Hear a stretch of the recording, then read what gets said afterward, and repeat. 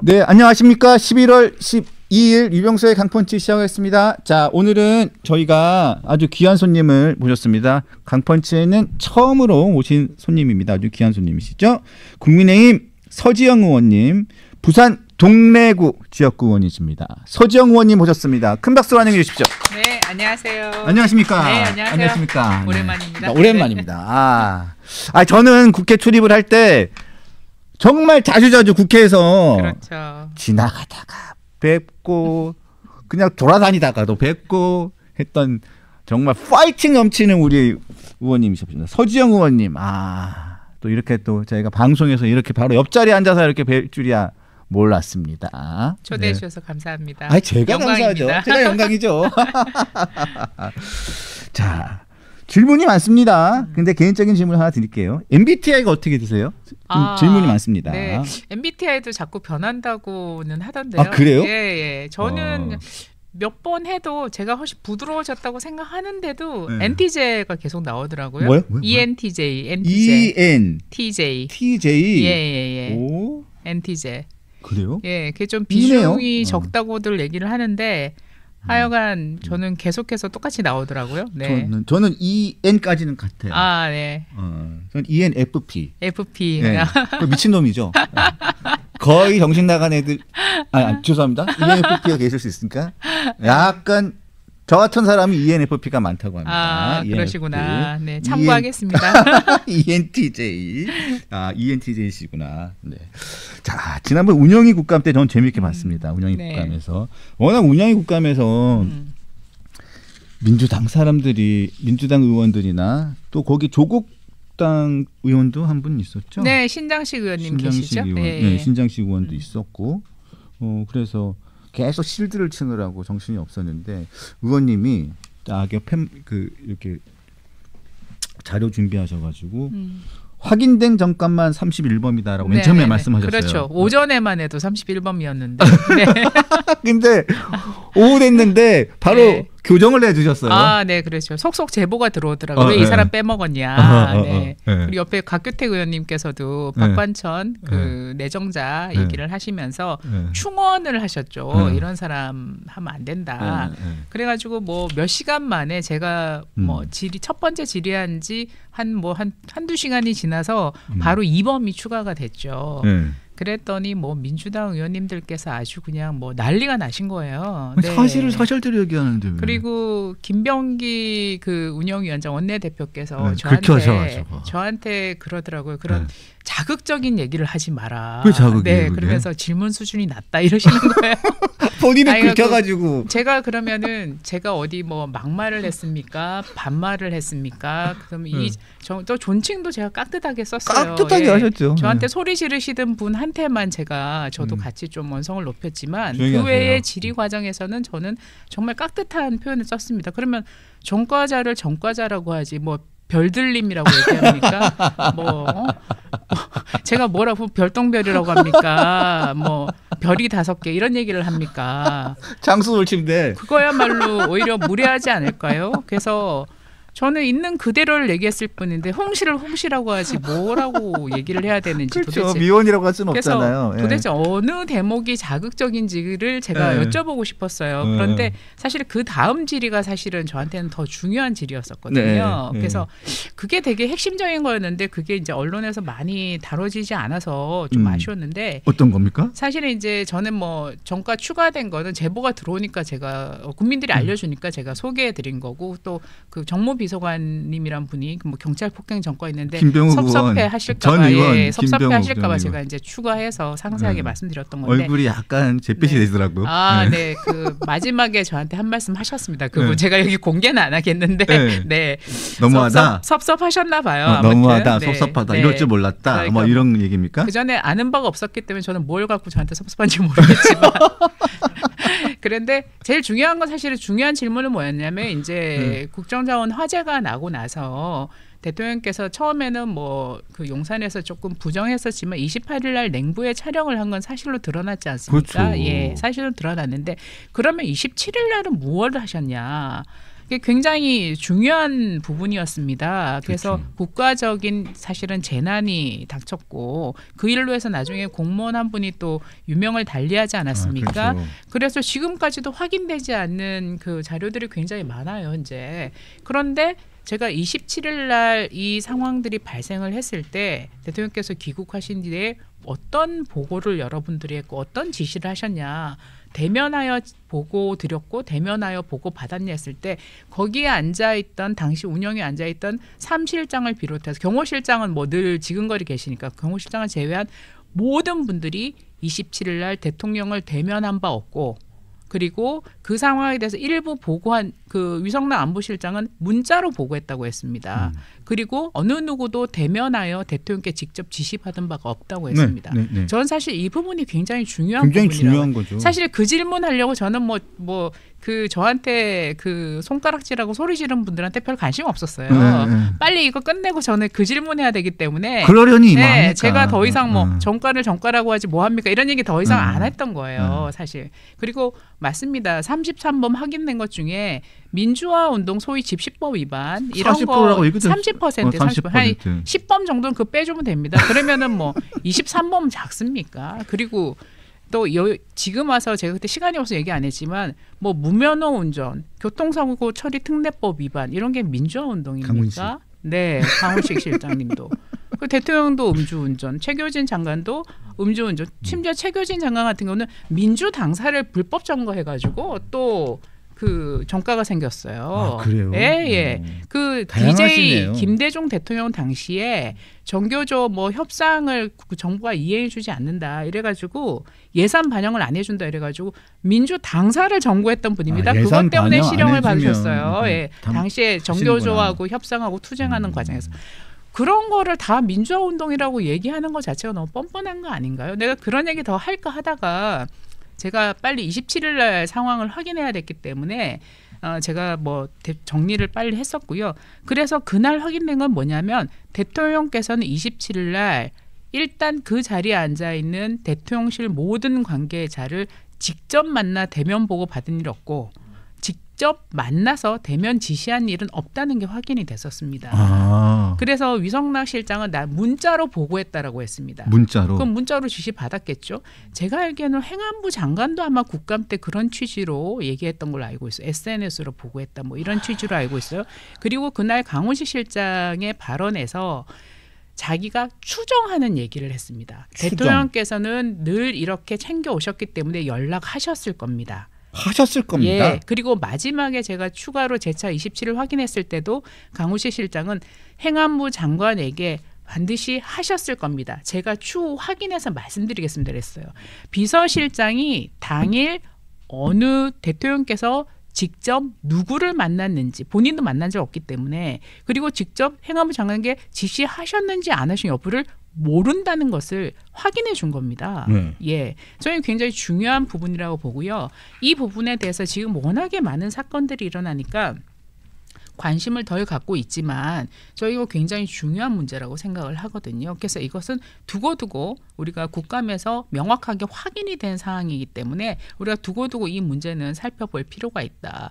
대통령실이 국가적인 재난이 발생했을 때 어떻게 움직이느냐 하는 모습을 저는 여실하게 보여준 거라고 생각을 합니다. 그래서 사실은 그 부분을 국민들 앞에 제가 확인하고 알려주는 게 굉장히 중요했기 때문에 뭐 정가가 몇 번 더 늘고 이건 사실은 저한테는 뭐 더 있겠죠. 왜냐하면 1급 비서관들의 그 여러 가지 뭐 합격력이라든지 1급 비서관들은 노출된 게 없어요. 맞아요. 이게 이 정부가 처음일 겁니다. 1급 비서관은 고위공직자고 제가 아마 그 인사혁신처에 저 같은 경우에도 뭐 저는 그 국회의원 되기 전에 2급 비서관까지 했었습니다. 국회의장실에. 그러면 저희한테 막 문자가 다 옵니다. 그 인사혁신처에서 이제 국가 이제 등록을 시스템 등록을 하기 때문에 여러 가지 변경 사항에 대해서 알려달라는 연락이 옵니다. 그래서 굉장히 국가 이제 풀에 대한 전산망이 갖춰져 있습니다. 우리나라 정부에는.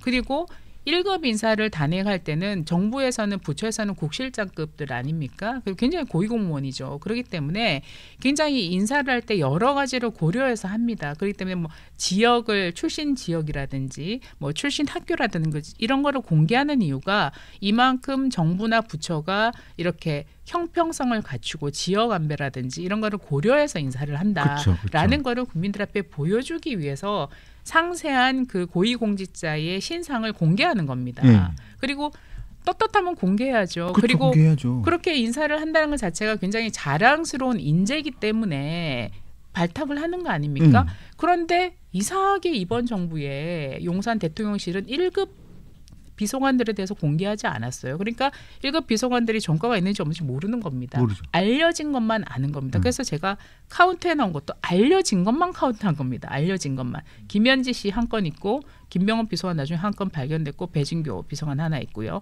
다 알려졌을 때 그래서 제가 그랬습니다. 행정관들까지 다 알려지면 이거 잘못하면 한 전과 100범도 되겠다. 다 끌어모으면. 대통령이 많으니까. 뭐. 이게 과연 그 강훈식 실장께서 얘기하신 대통령의 안목이라고 할 수 있는가. 근데 그런 얘기를 안 하면 되죠, 사실은.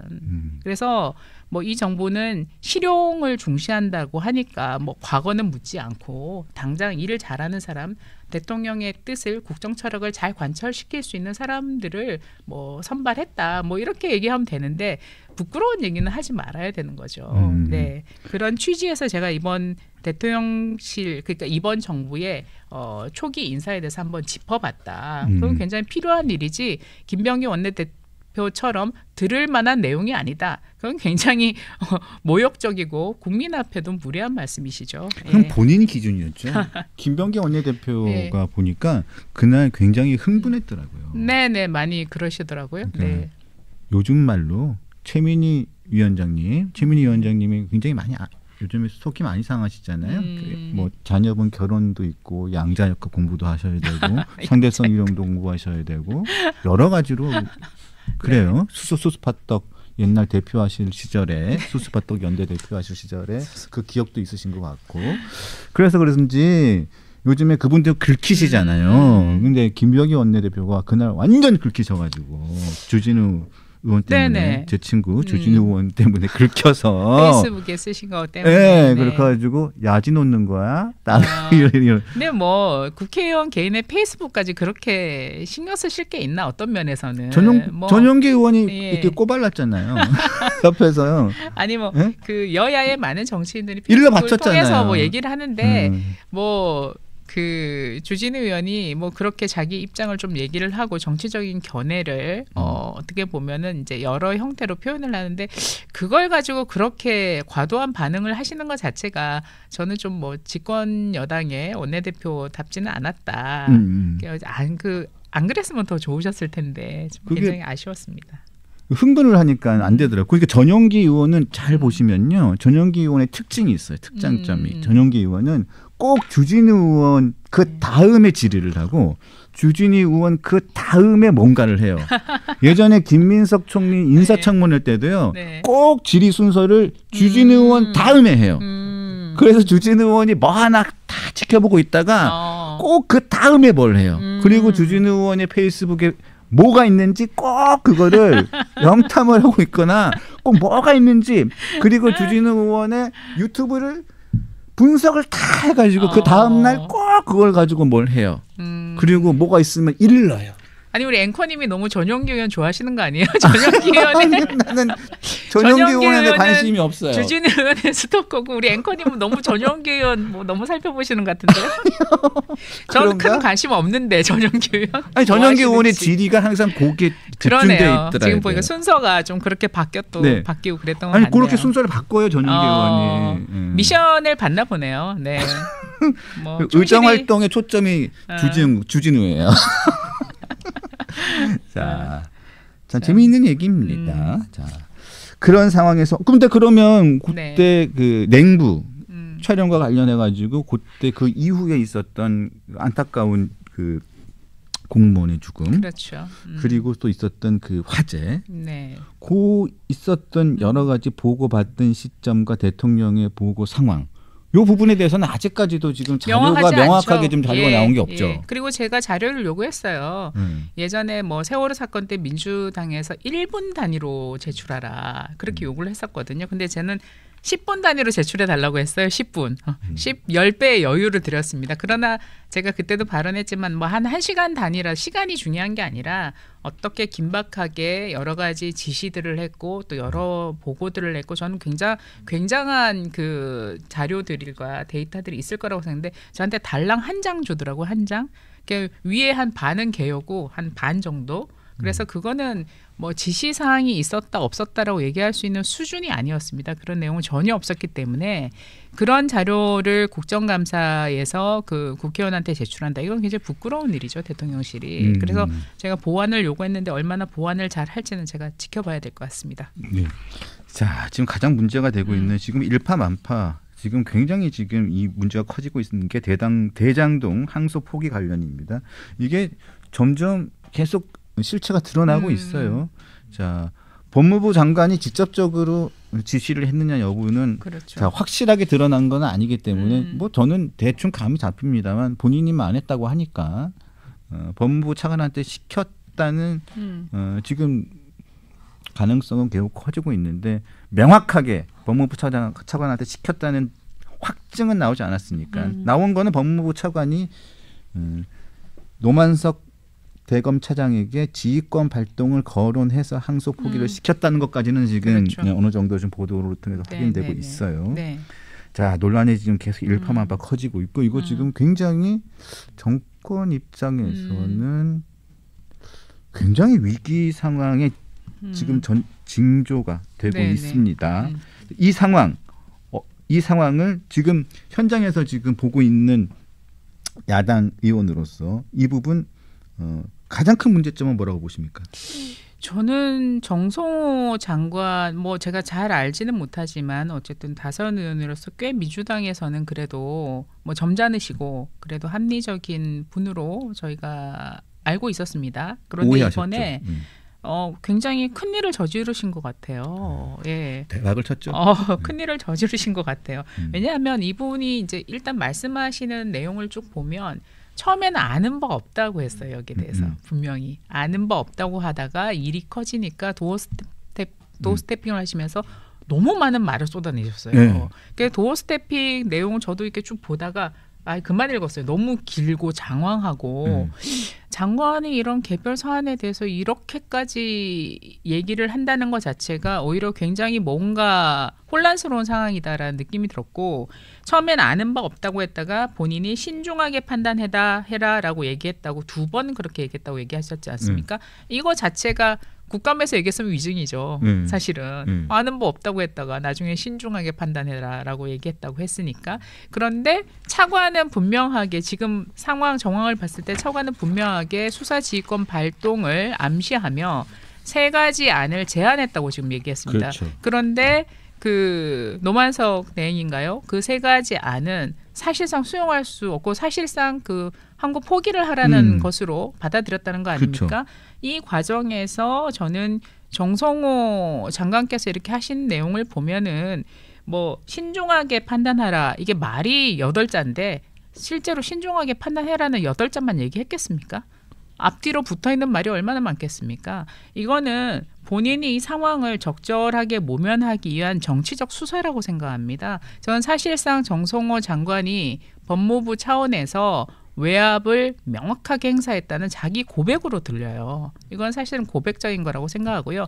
그리고 만약에 차관이 이렇게 전화를 해가지고 사실상 몇 가지 안을 제안하면서 마치 협상하듯이 딜을 하듯이 하면서 압력을 행사했다는 게 거의 지금 명확하게 드러나는데 그러면 그건 차관이 한 일이고 난 모르겠다 이렇게 하는 게 말이 되겠습니까? 그 얼마나 무책임한 일입니까? 그렇죠. 그 법무부의 입장 아닙니까? 그 법무부의 최종 책임자는 누구예요? 정성호 장관입니다. 그리고 이러한 중대 사건에 대해서 우리가 흔히 뭐 저도 대통령실에 뭐 짧게 근무는 해봤습니다마는 당연히 법무부 보고하고 민정수석실을 통해서 대통령실에 보고하게 돼 있습니다. 그런데 대통령실은 무슨 사후에 알았다 이런 말도 안 되는 소리를 하고 있죠.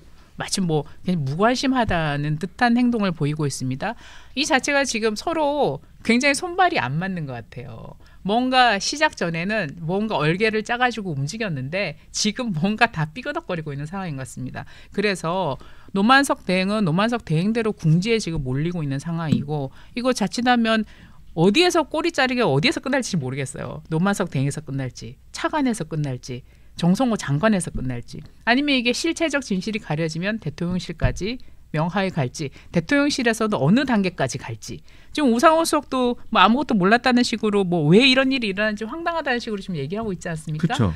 그래서 이것도 마찬가지입니다. 대통령실 안에서도 민정수석까지 알고 대통령한테 얘기가 된 것인지 아니면 정무수석까지 알았던 것인지 아니면 정무수석만 몰랐던 건지 비서실장까지 알았는지 어땠는지 누가 이런 그 결단을 내리고 이렇게 항소 포기를 하도록 이 그림을 만들었는지 저는 이 실체에 다가가기 위해서는 김병기 대표께서 제안한 대로 국정조사 당연히 해야 된다고 생각합니다.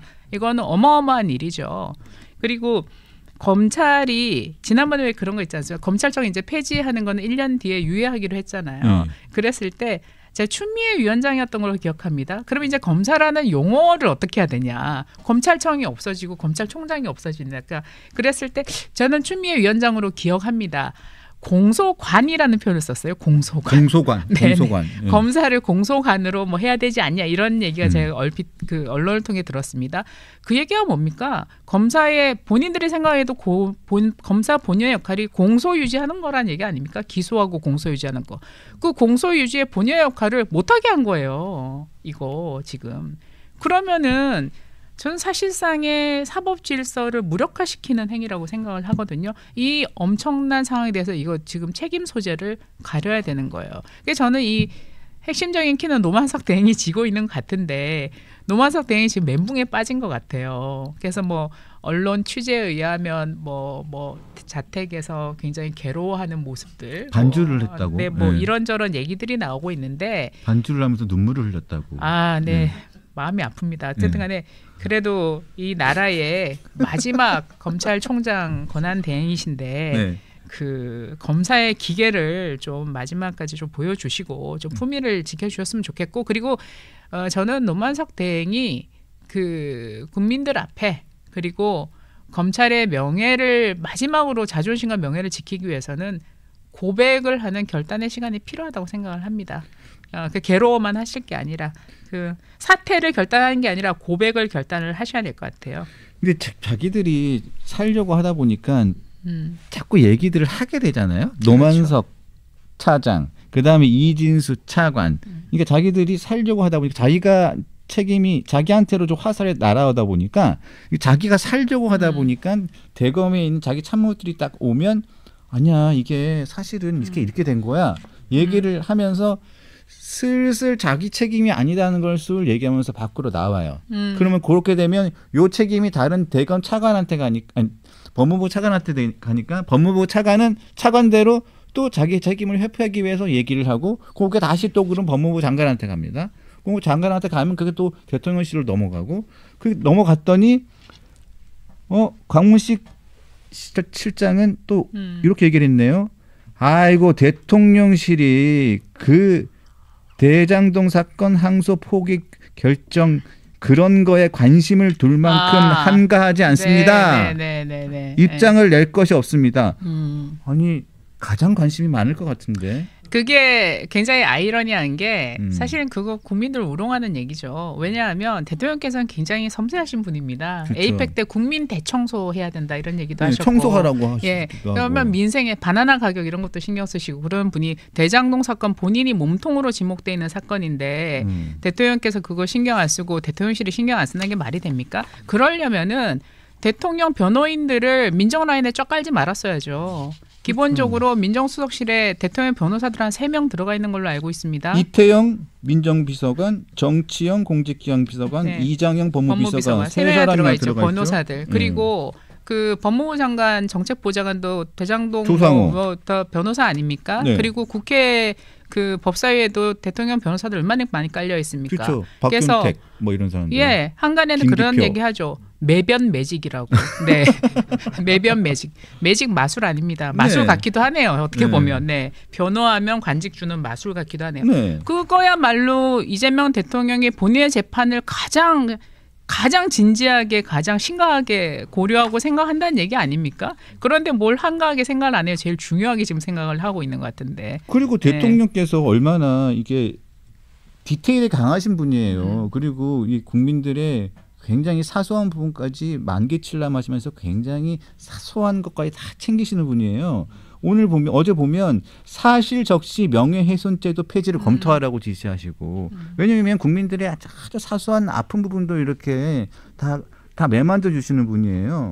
또 어떤 것까지도 지시하셨냐면 법을 바꿔가지고 현수막도 제재하라고 하신 분이에요. 곳곳에 내걸려 있는 마음이 아프셨나 보네요. 저질스러운 내용이 네. 길바닥에 이게 막 달려 있다.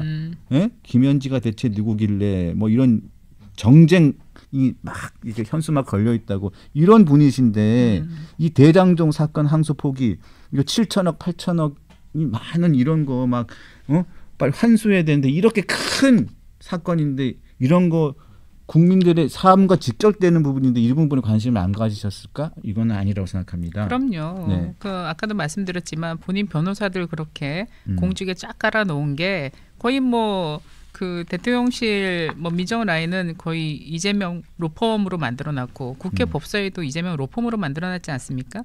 그런 상황에서 뭐 이런 수사 재판 신경 안 쓴다 이거는 말이 안 되는 소리고요.